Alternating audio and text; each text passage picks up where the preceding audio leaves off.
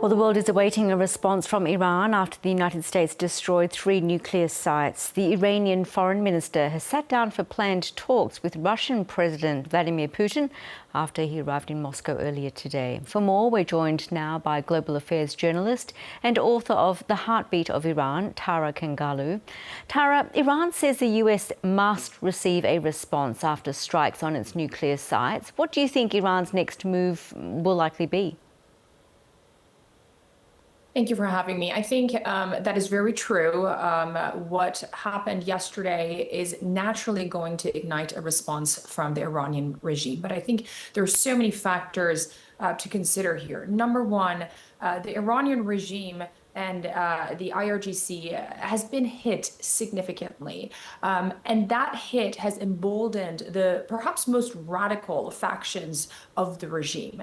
So any reaction would most certainly be aggressive, unless a very divided Iranian government comes together and figure out a way forward to prevent another escalation, this time by the United States and Israel, of course. But if you listen to President Trump, he said, "We're done with the mission accomplished. But if Iran does one wrong move, we're going to respond." And speaking of various factors, people are talking in Iran tonight, or today rather, they're telling me that this evening might be when Iran might retaliate. These are some of the sort of reports that I'm hearing. Again, wait and see what they do. But there's a big but here. I think if Iran retaliates and hits any of the US assets in the Gulf and in the neighborhood, that gives Donald Trump and, of course, Bibi Netanyahu, who has been wanting this for many years, to have the justified, in some ways, pretext for more attacks and potential regime change that your correspondent was talking about in your earlier segment. And if Iran does indeed go ahead with retaliation, where might it strike? Listen, the United States has a lot of assets in the region, so Iran is very well aware of that. And, I don't think there would be any shortage of areas. I think Iraq is a potential, the Gulf. I've been speaking to a young woman in Kish Island, not too far from the Emirates, and she was telling me earlier that, Tara, I feel stuck. I'm stuck between the really lunacy of the Islamic regime that has gotten us to this mess that we are in, and of course the aggression of foreign countries. If I may say, again, following up on your correspondent's wonderful reporting, I think there must be a huge distinction made by international media on the people of Iran, 90 million ordinary citizens who have been perpetually repressed by the Islamic regime, who do not want this war. This is very important. Iranian people don't want the Israeli bombs and drones on their head, but at the same time, they are so fatigued and tired of this government.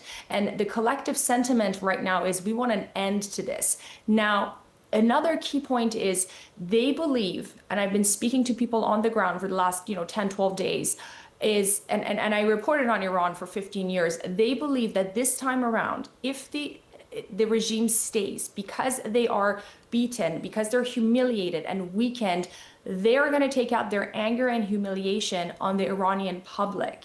So that is a nuance here that I think, we're not considering. What does the day after the war looks like for Iranian people who are once again stuck with this government? And Tara, many are nervous that Iran will close the strategic Strait of Hormuz, with the US reportedly asking China to put pressure on Tehran not to do this. How damaging to global trade would it be? And also, would Iran seriously consider making that move, given how damaging it would be to its own exports and economy and its own people?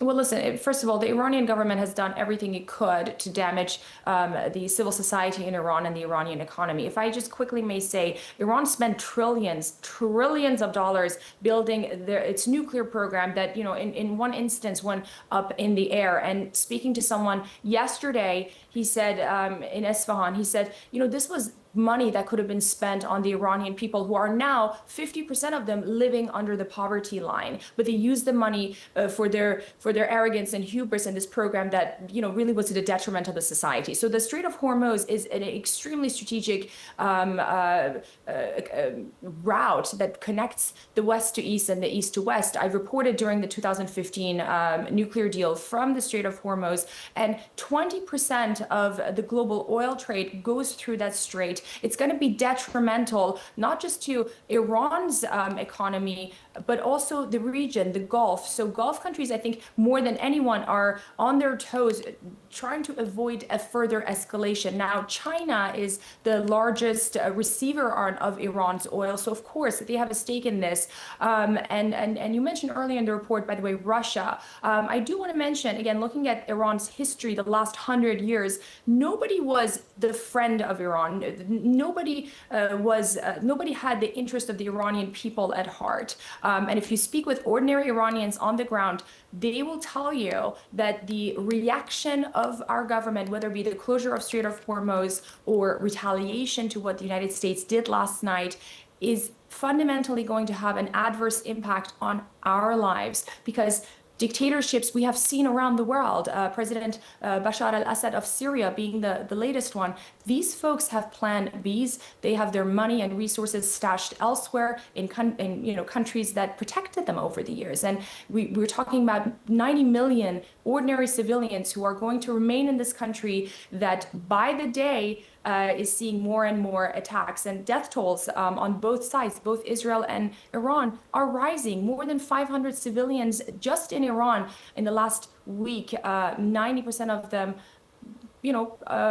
ordinary women, men, children. So people are paying the price. And what Iran does next is going to, once again, escalate this, because it's going to meet the US president's response, which remains very unpredictable. How damaged has Iran's regime become after Israel's strikes? Does it have many leaders in arsenal left? That's a great question. Again, your reporter was talking about how the country's supreme leader is in hiding. The IRGC in Iran, the Sepah, controls most of the finances, most of the money, and most of the arms resources, the arms rather. And they are in contrast to the military of Iran, okay? That, is the country's military, but not necessarily have so much power. Within the IRGC, within the Sepah, there are many factions. And right now, it's a power game. It's a game of survival, because they know that the United States and Israel are very well capable of eliminating the supreme leader. As the defense minister of Israel said about 4 or 5 days ago, that Ayatollah Khamenei should not exist. What Israel has done is in some ways really delivered on anything they said, whether it's legal, illegal, that's not the point here. It's what they say they deliver. Can they eliminate the IRGC?